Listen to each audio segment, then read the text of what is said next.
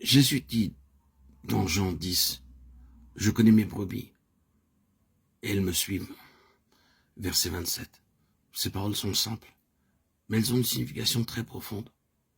Elles signifient que ces brebis n'ont jamais besoin d'être tirées. Il n'est jamais nécessaire de les obliger à suivre sa voie. Ces brebis le suivent d'une manière spontanée, volontaire. Le Seigneur n'a jamais besoin de dire, ou ne devrait jamais être obligé de dire à ses brebis, il faut suivre ce chemin. Le Seigneur suit un certain chemin. Ses brebis voient le chemin qu'il suit et elles le suivent, naturellement. Dans notre monde occidental, il s'agit du contraire en ce qui concerne les brebis. Les brebis doivent être chassées, mais il n'en est pas ainsi à l'Orient. Et Jésus prend le principe du gouvernement de l'Orient. Il dit, je ne chasse pas mes brebis. Je n'ai pas besoin de me placer derrière elles pour les obliger à avancer. Mes brebis entendent ma voix et elles me suivent. C'est un mouvement spontané du cœur qui nous fait suivre le Seigneur Jésus. Appliquons cette loi. Ce sont les marques des brebis du Seigneur. Sommes-nous l'une de ces brebis? L'entendons-nous réellement parler dans notre cœur? Écoutons-nous sa voix?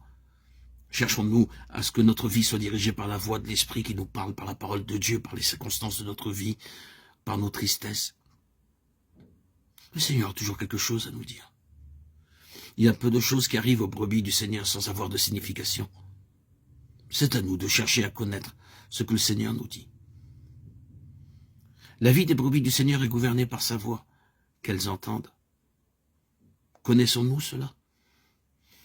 Et qu'en est-il de cette réponse spontanée que nous donnons au Seigneur? Notre cœur est-il réellement décidé à suivre le Seigneur?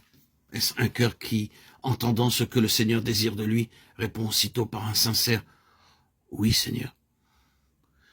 Quel est le lien qui nous unit, nous, les brebis du Seigneur, à lui, le berger? Est-ce le même lien que celui qui existe entre le vieil Israël avec lequel il eut tant de difficultés et le Seigneur? Ce même principe se retrouve. Il est le propriétaire. Ce qui nous unit au Seigneur, c'est la réalisation que nous lui appartenons, qu'il est le propriétaire absolu de nos vies. Pour citer un passage des Écritures, vous n'êtes point vous-même, car vous avez été racheté à un grand prix. 1 Corinthiens 6, 19, 20. Et nous avons sur nous la marque du Seigneur qui est le sceau de son droit de propriété. Paul nous dit que le sceau est le Saint-Esprit. Vous avez été scellés du Saint-Esprit, Éphésiens 1, 13. Lorsque nous voyons un sceau, nous savons à qui appartient l'objet qui le porte. Il nous dit, ceci est la propriété d'une certaine personne. Le Seigneur nous donne son esprit comme le sceau du fait que nous lui appartenons. Quelle brebis a été l'apôtre? Il a dit que désormais personne ne me fasse de la peine, c'est-à-dire ne tente de me détourner, car je porte en mon corps les stigmates de Jésus. Galates 6, 17.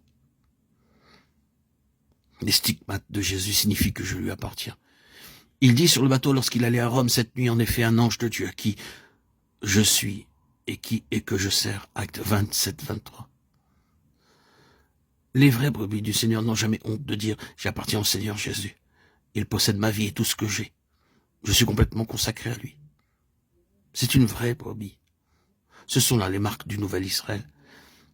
Et nous pouvons comprendre ces mots qui ont été la clé de notre méditation. C'est pourquoi, frères saints, compagnons d'une vocation céleste, compagnons de Christ, Hébreux 3, 1 et 14, il y a un lien de communion qui unit ce berger et ses brebis. Elles ne sont pas simplement des animaux, elles sont des amis. Il y a une amitié merveilleuse entre le Seigneur Jésus et les siens, compagnons d'une vocation céleste.